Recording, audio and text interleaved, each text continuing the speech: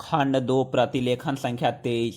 भाइयों और बहनों, आज मुझे बड़ी प्रसन्नता है कि हमारे बड़े बड़े कृषि वैज्ञानिक और कृषि विशेषज्ञ अपने अनुसंधानों के सार राष्ट्रभाषा में प्रस्तुत करने के लिए पूरे देश से यहाँ एकत्र हुए हैं।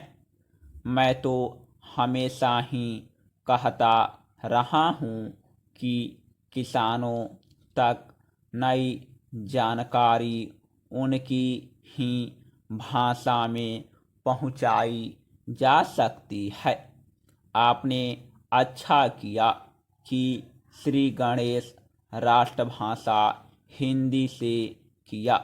मैं तो चाहूँगा कि सभी भारतीय भाषाओं में राष्ट्रीय कृषि सम्मेलन आयोजित किए जाएं, ताकि सभी क्षेत्रों के किसानों को पता चले कि उनके लिए इस देश के कृषि वैज्ञानिक कितनी मेहनत से नई नई किस्में और तकनीकें निकाल रहे हैं।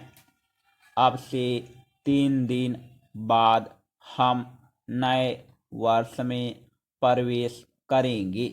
मुझे बताया गया कि सन 1995 के वर्ष को यूनेस्को ने सहनशीलता का वर्ष घोषित किया हुआ था।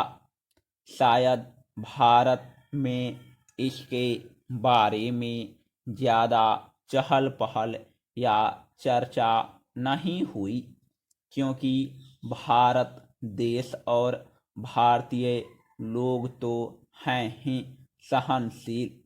इसमें भी सबसे ज़्यादा सहनशील हैं किसान।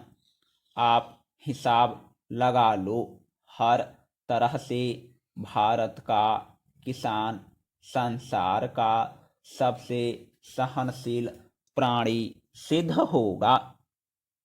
आजकल जाड़ा जोरों से पड़ना शुरू हो गया है, फिर भी उत्तर भारत का किसान शीत लहर की परवाह किए बिना आधी रात को उठकर अपने गेहूं के खेत में पानी लगा रहा है, क्योंकि बिजली कुछ घंटों के लिए आती है।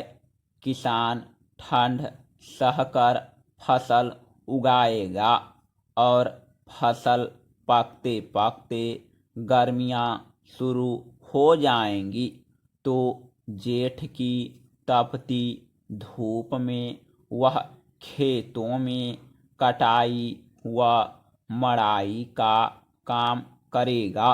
यह जाड़ा पाला सहना और कड़ी गर्मी में पसीने से लथपथ होकर काम करते रहना, इतनी सहनशीलता बस किसान के बूते की ही है।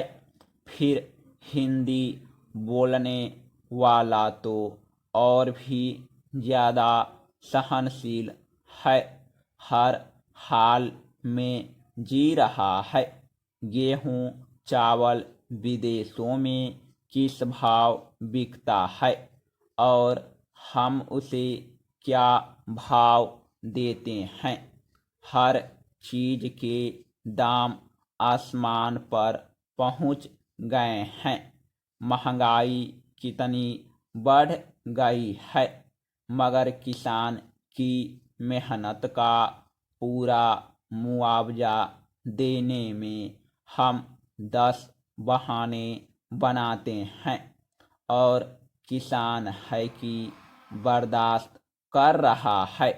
बिजली महंगी हो गई, डीजल महंगा हो गया, संकर बीज महंगा मिलता है, रासायनिक खादें महंगी मिलती है, मगर दालों के भाव चढ़ गए तो चिल्लपें शुरू हो जाती है।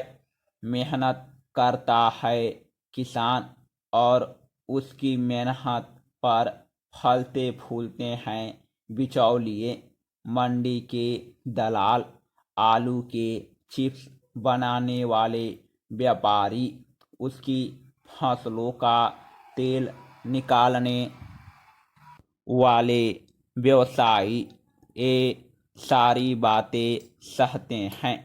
हमारे किसान भाई सो किसान से बड़ा सहनशील और कोई नहीं। कोई आता है तो खराब किस्म का बीज बेच जाता है, तो दूसरा जिप्सम के नाम पर मिट्टी बेच जाता है। कई एक नकली कीटनाशक दवाएं बिक रही हैं, छिड़को तो कई असर ही नहीं होता। किसान बेचारा सब कुछ सह रहा है।